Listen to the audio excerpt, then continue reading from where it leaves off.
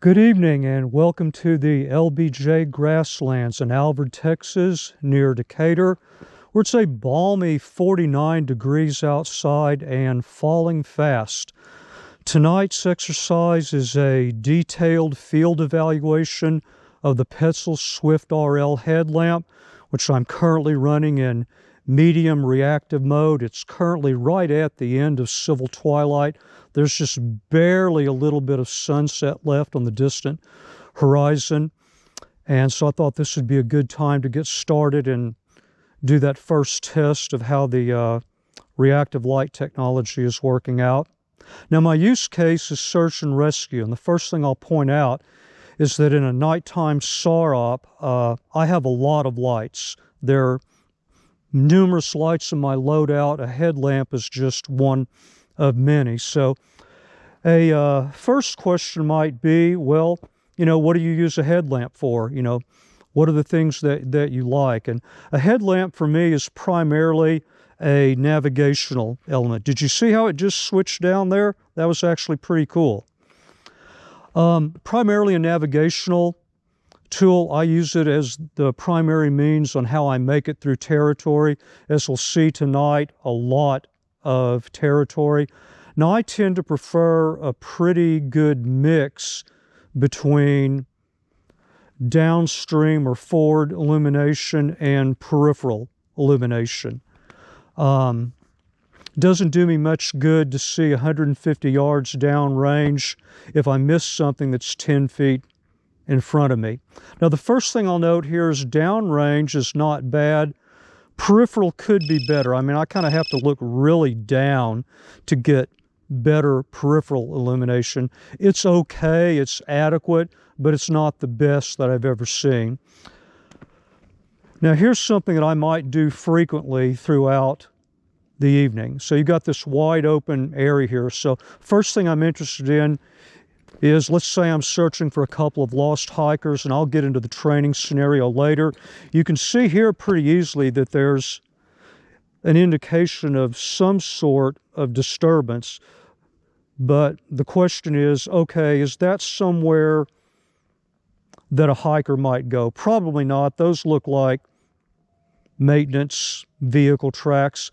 I can actually see, it probably doesn't show up on the GoPro, I can actually get some light illumination on the trees at the very end of this clearing. And I can see that that's a totally enclosed area. In fact, the end there is about a good 90 yards. I've stepped that off before. So, that's an example of one decision I would, use a headlamp to make. And then let's suppose I see something right over here to the left. Maybe it's something that one of the people I'm looking for dropped. So I'll go immediately from looking well ahead of me to looking right down at the ground. Okay, that was a false alarm, but you can see if I was blasting 500 lumens 2 to 3 feet in front of me, I'd be getting blinding reflections back. So that was a great adjustment.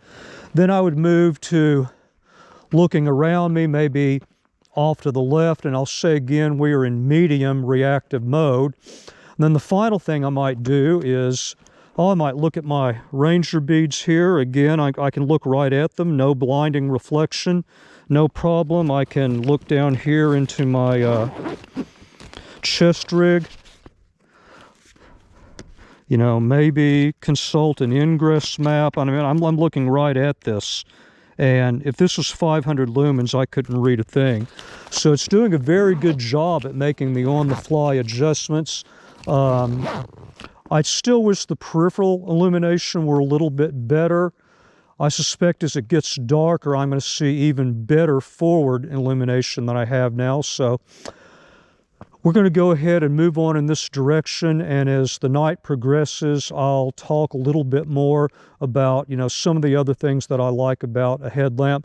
Let's wait till we get to a spot that it's a bit darker, and then I'll catch up.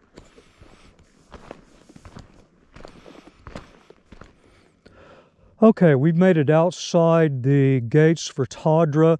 TADRA stands for Texas Arabian Distance Racing Association. It is a campground that serves as the trailhead for all the named trails here at the Grasslands. We're headed out approximately north, maybe a little north by northwest, and I'll get to tonight's training scenario, and then I'll tell you a little bit more about what I like about headlamps. So we're searching for two ladies. They and two other friends decided to camp at TADRA, maybe do a little bit of exploring and hiking tomorrow, but these two ladies were described as very adventurous backpackers, wanted to get out and get started on their own. They left earlier in the afternoon. We don't know what time. We just know they went approximately north out of TADRA along this path we've been following. And they said something about going up to Cottonwood Lake. So we're going to work our way up eventually to Cottonwood Lake, see if we can find some areas that adventurous hikers might have gotten in trouble in. You can see it's getting a little bit darker, and you can see that this illumination is probably a little bit more on the spot and a little bit less on the flood. We'll see how that holds up. But again, you know, I might be looking downstream, I might see something. I'd be constantly getting down here close to the ground. I'm looking for sign, I'm looking for footprints. And of course, this is great. I haven't touched my lamp at all. This is normally a sequence of activities that I would have had to make at least one, if not multiple adjustments to my headlamp. So I'd say so far the reactive technology is working out pretty good. We're still going on medium reactive right now. Now, in terms of other things I like about headlamps, I like everything that everyone else likes. I like comfort, I like reliability, I like longevity. In fact, I have my own saying about longevity. Lumens sells lights, but longevity is what makes it into my loadout. Now, I have a couple other constraints. No magnetic. I mean, I know magnetic technology and magnetic charging, that's, you know, the cool fab thing right now.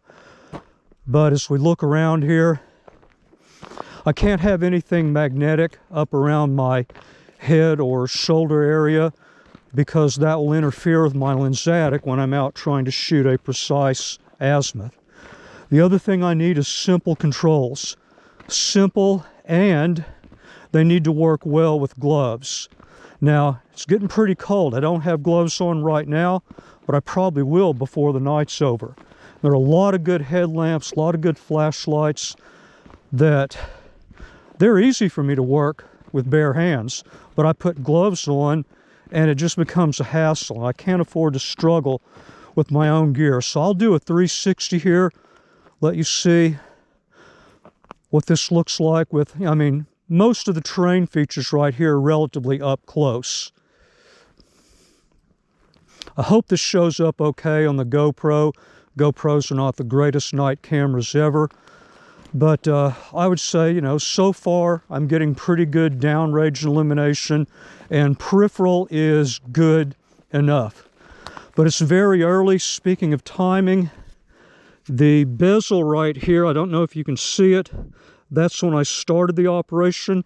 I'll be showing you this frequently so you can keep up with the longevity. And I'm probably going to run on medium reactive most of the night, may switch into high reactive occasionally, just depending on, you know, how the scenario works out tonight. Well, this is an interesting point. This is actually the inbound for the yellow-blue. First thing I would be interested in is if they came out north, you know, did they go down in this direction? So again, we're right back to looking well ahead of me. Then I'm looking down here for any type of sign. I see one little slip mark there, but there's no indication of a boot print. One possible boot print, but it's coming back up. So I would say we're going to go ahead and stick and keep going more north out to Cottonwood. I noticed somebody put up some interesting decorations there. I haven't seen that before. That's relatively new. They're making it too easy to find your way around here. This path here, about 155 yards, leads kind of back up to the corner of the gate at Totter. Let me go into high reactive. There, I hope you saw the switch.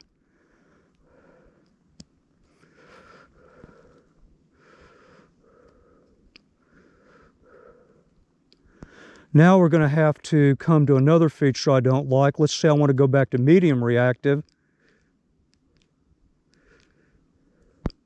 Notice we had to turn it off first. So this might be kind of a tough area to search.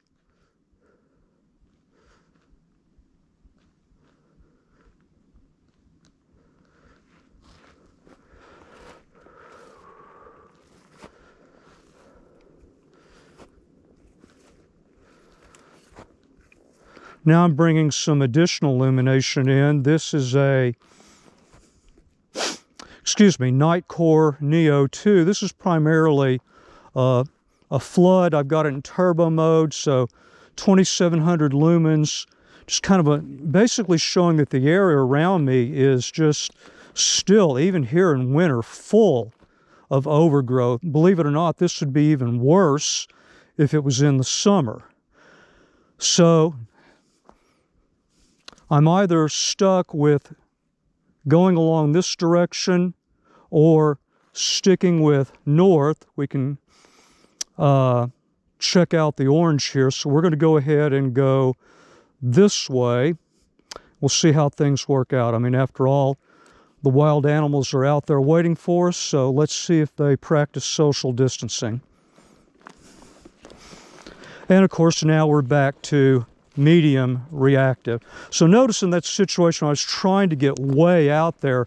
High reactive didn't really buy me a lot over the medium. I think you need a more wide open, flatter space to get something out of that. We'll just see as the night progresses. So I've temporarily switched into high reactive. I just barely thought I saw something in front of me.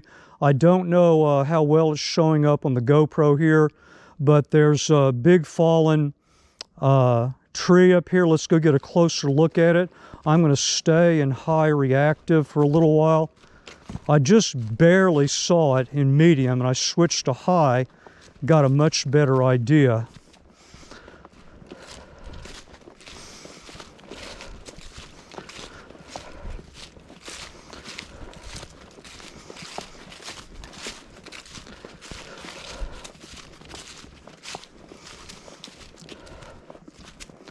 So I'm noticing as I'm getting closer, the reflections off the tree are not blowing out.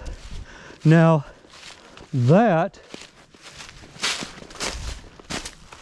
is part of the orange. You can see the marker there. This is open territory.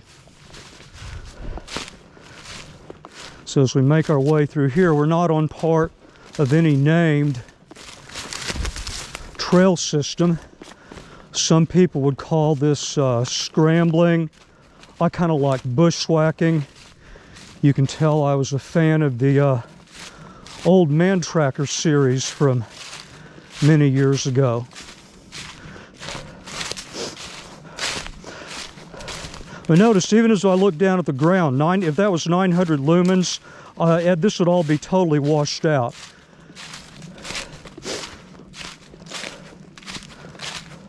I can actually see quite well ahead of me. We can see from the dark area in between the trees here that we're following a creek line. Off to our left is kind of a natural handlebar. I can see if there's something reflective well down in front of me. Still on high reactive.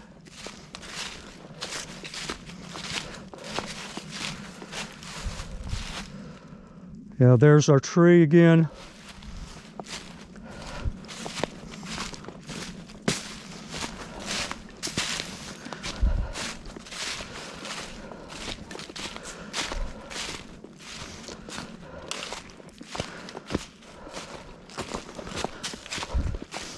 I'm going to go stay in high for just a little while. When we get past whatever this is up here, I'll drop back down to medium.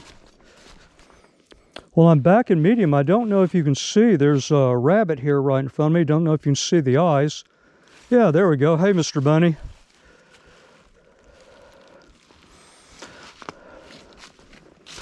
One of the other things I'd like to see is a more definitive click or indication that you've switched modes. You know, something more like the, the Phoenix controls, where there's a very definitive press down, an audible click. You know, that might be something for version 2 of this headlamp. Of course, the other thing I'd like to see is to go back and forth between the modes without having to cycle through off. It's actually very quick, but it's still kind of inconvenient.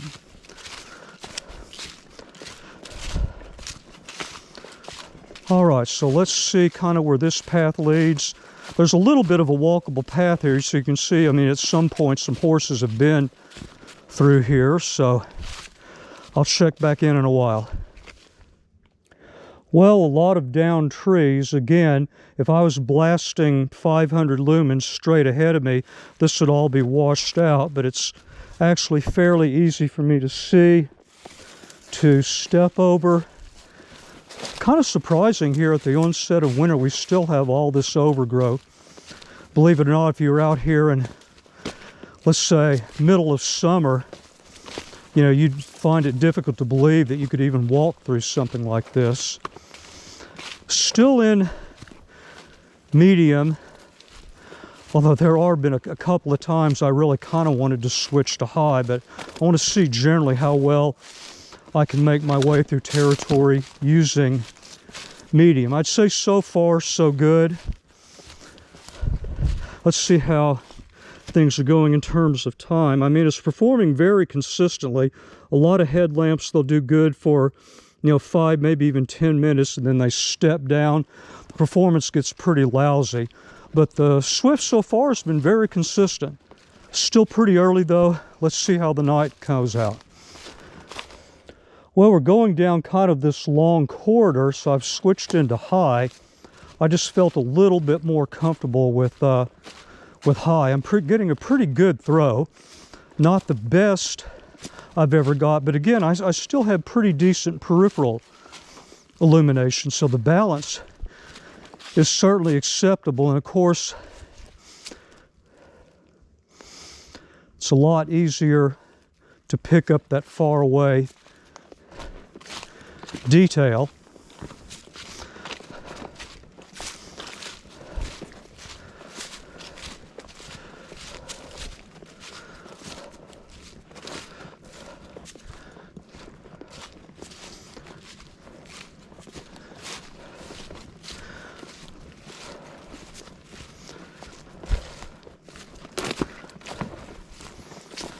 Okay, well, we kind of made the turn off to the east. Now we're hooking around a little bit more southish.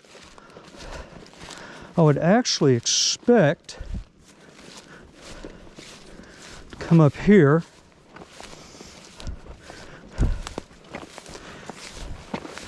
Ah, there we go. This is the red trail. I took a fork way back off to the left because I wanted to go down that kind of open area that we just came through. It's very hard to see, even on high reactive, but if you go about 500 yards or so in that direction, you'll hook up with the outer corner of the gate at Tawdra. We're going to take this, which is now part of the red trail, and head on up to the south end of Cottonwood Lake. The terrain is getting a bit more bunched in, so I'm going to cycle back down to medium reactive for a while. Okay, so we're still on medium reactive. I mean, this is certainly adequate. Let's switch into high for a second, see what it buys us. Okay, I definitely noticed a bit more downstream, a bit more peripheral. This is kind of interesting, but it's certainly, when I look around close, it's not giving me something that's so bright that the reflections come back and they're annoying. I mean, I can still see in to the tree area, where if I had too much light, then, you know, again, from a search perspective, you know, if I'm getting too much reflection off of this, I can't see way back inside there, and I might miss something important. So I'm going to go along in high for a few minutes, see how this works. We can definitely get just a tiny bit better indication of what the path is ahead. So I think what I may do is go ahead and stick with high till I get up pretty close to where we come out from Cottonwood Lake. You can see the lake just off to our left. Again, I don't know how that's coming out on the GoPro, but there's the lake. So here's a good search example. I've got this little opening right here. Now I'm on high reactive. If I was blasting 900 lumens straight in front of me, I'd have so much reflection issue, I couldn't see much of anything. But you can see I'm looking straight at this. I'm having no problem. And so, you know, I might dip into here. And then, you know, I'm looking down at the ground in front of me, don't want to trip. I want to be able to see into the trees. You know, did anybody come in here for whatever reason, accidentally trip, fall? You know, sometimes people just get disoriented. And I mean, I can really see lots of detail where I'd expect a really high lumen lamp to have a lot of washout in me. Even if I look directly in front of me here, I'm not having any problem at all. I'm looking right up into this tree. I've got light sensitive eyes, and that's no big deal. Then we head back out here. Okay, want to pick up the path, and now we're picking up extra downrange illumination. Again, that was high reactive, which I'll stay in until I get up pretty close to the road, which is FS 900. There are campgrounds up there, so I don't like to walk up near campgrounds with a lot of really bright light. So I'll check back in later. Okay, you remember what I said about peripheral illumination? Did you see it? Right there. This little branch, or coming from the direction that we were coming, you know, you might call this a merge trail. Without good peripheral illumination, you could easily walk right by something like that, but I was able to see it okay with the Swift. Now that might be a little unfair. I have some local knowledge. That will actually take you down much closer to the shore of the lake, but I was able to see it with very little effort. The peripheral illumination is certainly more than good enough, and I'm totally digging this high reactive mode. Medium is certainly adequate for a number of situations, but yeah, my favorite mode so far is high reactive. So we're back on medium reactive. Made it to the road, FS 900, followed that roughly north, coming up here to this gate. Going to work our way to the gate here into some fairly open territory and head on down to the lake. Again, we're in medium. You can kind of see the edge of the fence line. I don't know if it shows up on the GoPro, but they're the comm towers that are a common navigational aid out here at the Grasslands. You get a little foot traffic out here from people who like to come down here and camp. They'll set up camp here and then they'll just go fishing in the morning. But this is still fairly open territory, so I'm going to spend a lot of time looking at the ground. You probably can't see it on the GoPro, so we're coming up on the lake. This is my Phoenix TK22UE. That's 1600 lumens, but it's very well focused. I can even see something swimming out on the lake under clear conditions. This will illuminate a fairly small area out to 1/4 mile and beyond. So this is one of the auxiliary spots that I use for search. I'm noticing my headlamp is almost completely gone. It's pretty interesting as soon as I turn this Phoenix on. So I think I'm going to go back to that gate, take a quick, maybe a 5-minute break, and then I'll explain the rationale behind the rest of the scenario, and we'll turn around and head back.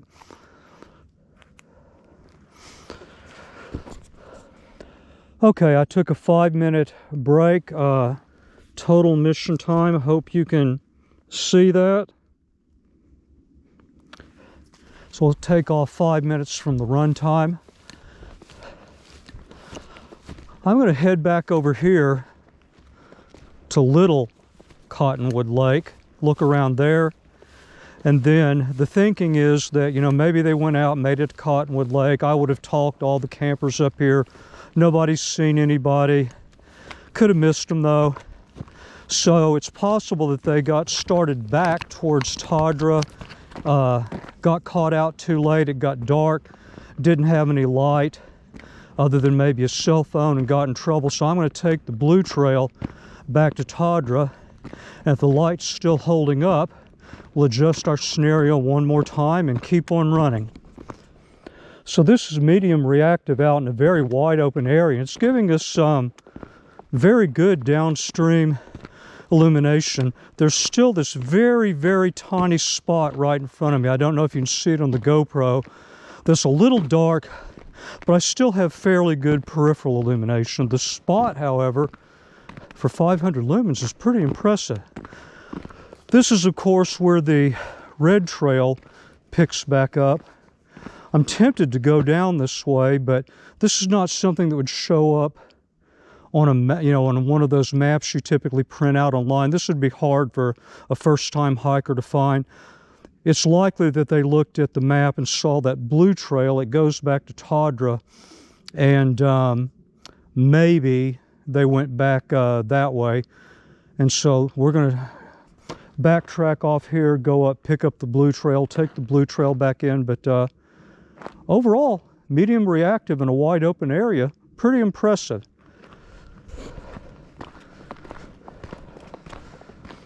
Okay, here we are, medium reactive, looking off into the trees. I'm going to switch to high.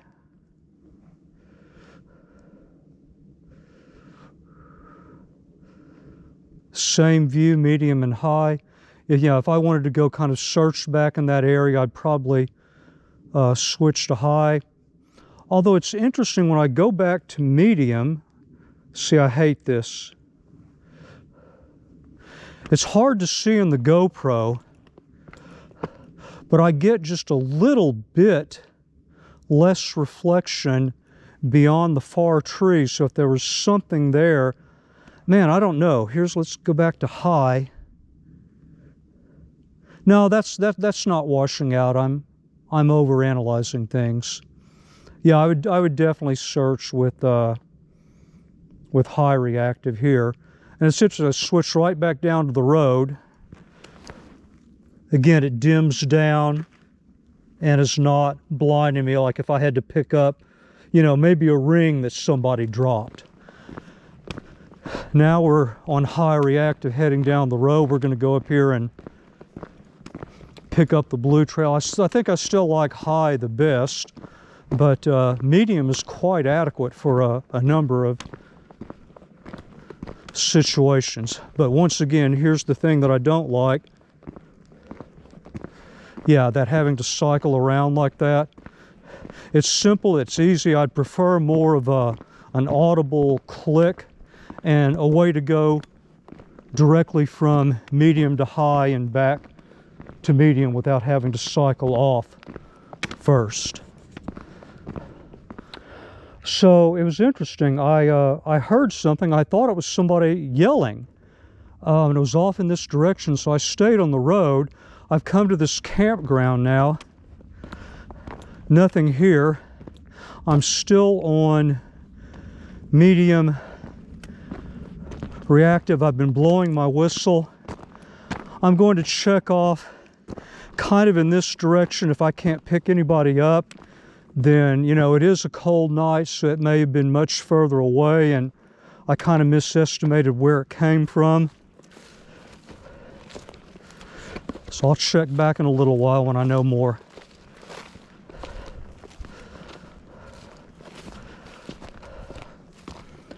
Okay, I didn't find anything, but interesting, the point that I'm standing at right here, that's where the blue trail has a turnoff back there. And if you miss your turnoff, it will vector you right out here, and of course you can come back to the road. So I don't know if what I heard was off in here or back on the blue trail. So I'm going to go here, pick up the turnoff for the blue, and see if I can find out anything.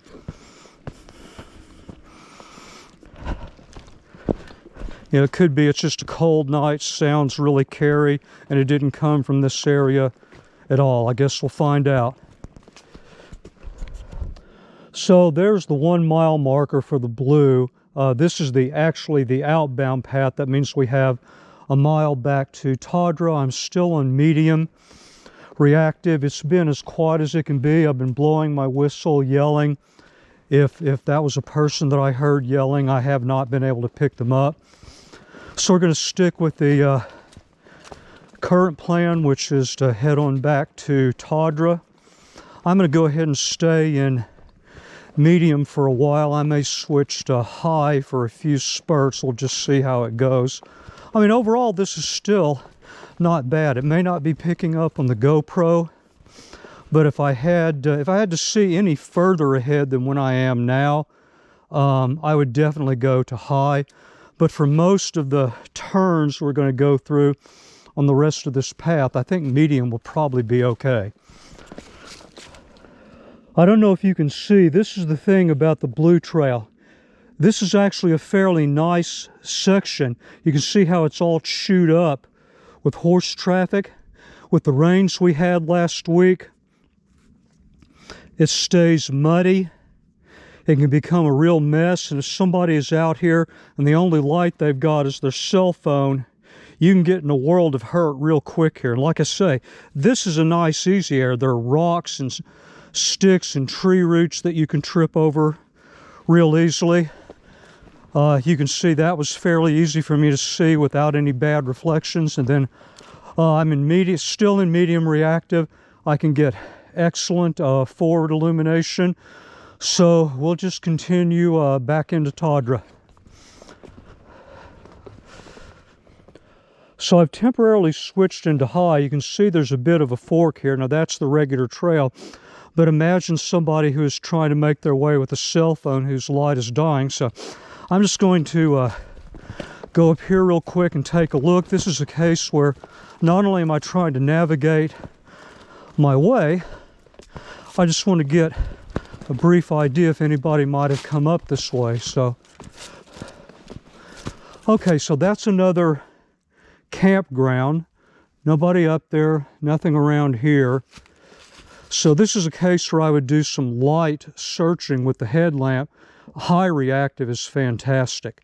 And notice these reflections aren't blowing out along the trees here. I can still see what's behind those trees.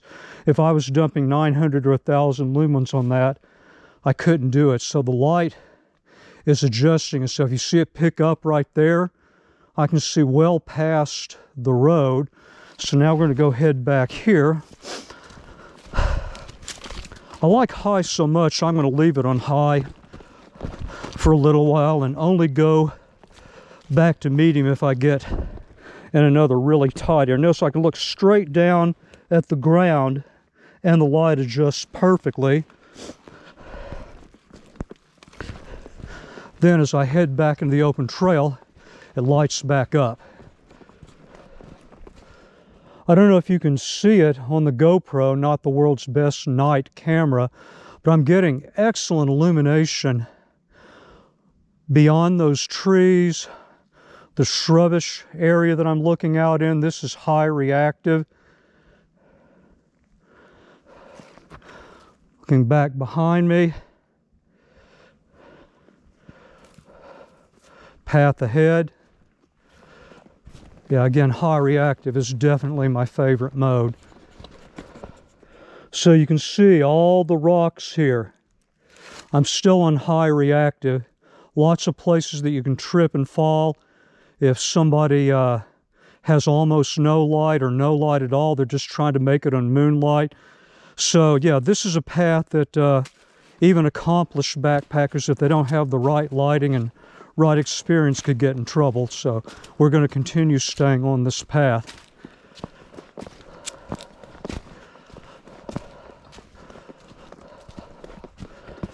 So we're inside the gates, headed back to Tadra. I just left it on high reactive the whole time.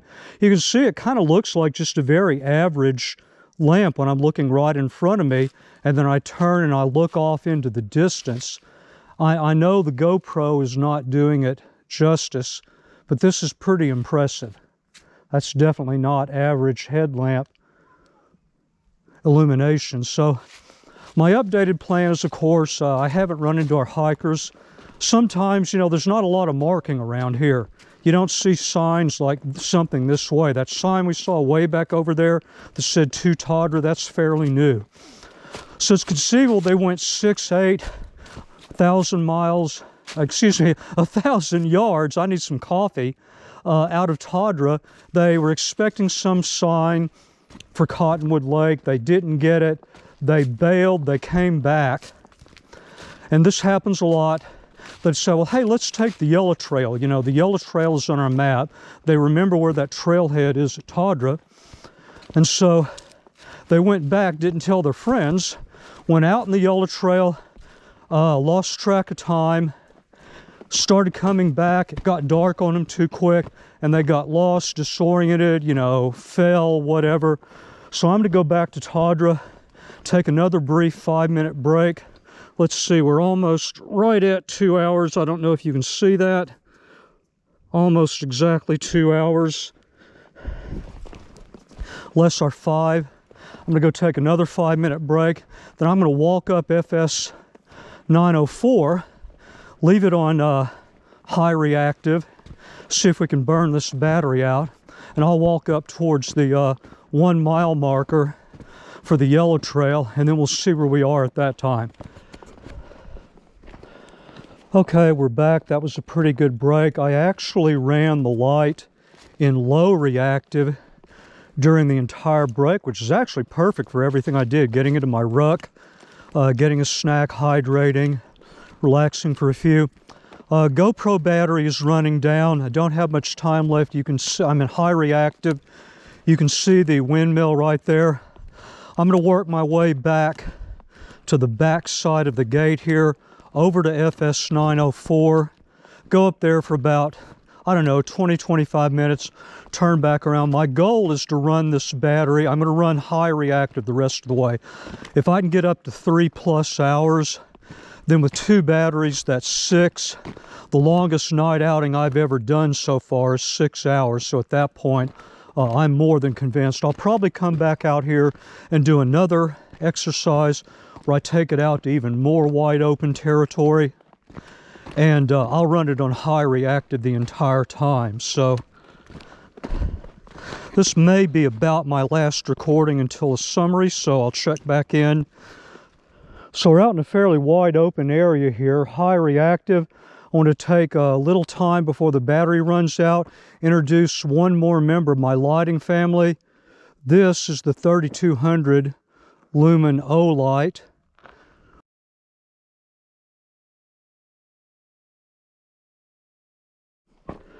Sorry about the abrupt end of the last clip. The battery went dead on me. I had to swap out my GoPro battery.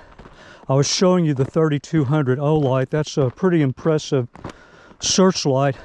What was even more amazing was during that entire GoPro swap, I was still here in high reactive mode. I never had to touch my headlamp at all to do something that was as up close and detailed as switching out the battery and reattaching the GoPro to my chest rig. I'm thoroughly impressed with this reactive lighting technology. Fairly darned amazing. Well, headed out towards that 1 mile marker. Let's see how we're doing on mission time. Again, we've only had the light off for 5 minutes during that time. It's been running on some mode thereafter, and I'm leaving it in high reactive the rest of the night. Well, there we are. That's the 1 mile marker. The yellow trail goes off back that way. You can see we're still getting a fairly good throw and decent peripheral illumination out of the high reactive. I'll do kind of a 360 here. And that's how it compares to the Phoenix. This is the TK22UE. That's kind of a apples to orange comparison. This is a high-powered spot that can illuminate out to a 1/4 mile under good circumstances. So I think what I'm going to do is keep it on high reactive, and I've got a good idea of what the throw is. And if I take the yellow trail, we're going to eventually go back into the trees. I already know how this performs in the trees. What I want to do is keep it out here in the open, keep burning the battery, and see how long it can maintain what I would consider to be an acceptable throw, you know, for a navigational light, for, you know, making my way through territory and doing light search.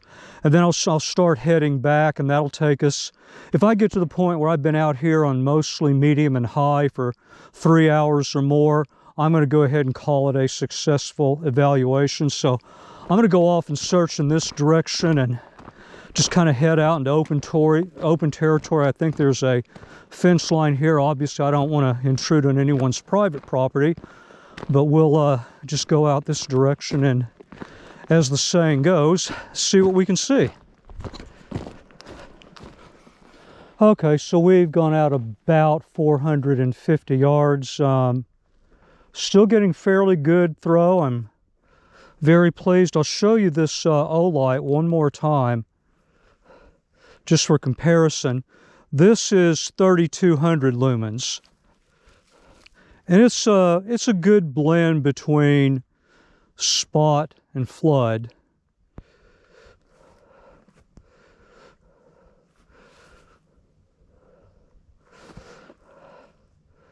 So you can see not a whole lot out here, but this, you know, this would be one of my primary handheld searchlights. Just good for going over territory and getting a good idea of what's out there. You know, do I want to invest any more time in a particular direction? So that's the Olight. Now we're back to high reactive on the Swift. I'm going to go ahead and head back to where we started. Well, this is a very interesting intersection, a very interesting point in the night. Red trail goes off in that direction. I'm still on high reactive, by the way. You can see where the yellow trail passes back through there. Of course, you can come out to the road here. But more important, I hope it shows up on the camera. We started it just before 1800. So, subtracting our 5-minute break when I had the light off, this is the 3-hour point. And I mean, I'm still getting a very good balance between forward and peripheral illumination. Of course, it's not the longest throw I've ever seen in a headlamp, but I'm not ultimately looking for a super long throw in a headlamp anyway. Again, the mix is very good. For 3 hours of operation, I've split it pretty much evenly between medium and high reactive. This has probably been the most consistent performance out of any headlamp I've ever tested. Like I said, some of them start out great, you know, then they'll go into that step down stage and the quality of the illumination really deteriorates, even though they can hold it up for a protracted time. So we'll see how long it takes to get back to Tadra, check in then, and we'll see what the total time is at. So here we are at 21:05. The headlamp just blinked 3 times. It blinked on and off 3 times. I believe that's a low battery indicator. However, we are headed back into Tadra. I could probably make it back in, no prob. Still got pretty good illumination. Now, I got a solid 3 hours out of this. Very consistent lighting. Again, that was split between medium and high. I'm going to probably bring it out on another night, wide open territory, leave it on high the entire time. But on a very wide variety of terrain like this, I could probably squeeze close to 6 hours out of 2 battery packs. That's pretty impressive. Like I said, the longest night outing I've ever been on so far is 6 hours. After that, it's not the light I have to worry about, it's probably my feet. Don't know if you can see the comm towers there in the background. That's my primary navigational aid when I'm out here. I don't use map, compass, or GPS. Just natural land nav techniques, intuition, and the windmill is going to be just over to our right. Ah, there we go. Hopefully you can see it. Like I said, GoPro's not the greatest low light camera. It's clear to me at this point the Swift RL on high has definitely lost some of its oomph, but I don't know if you can see the reflection coming up.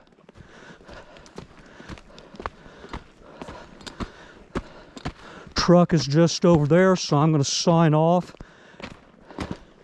Yeah, I can't quite see the truck. That's the pay area.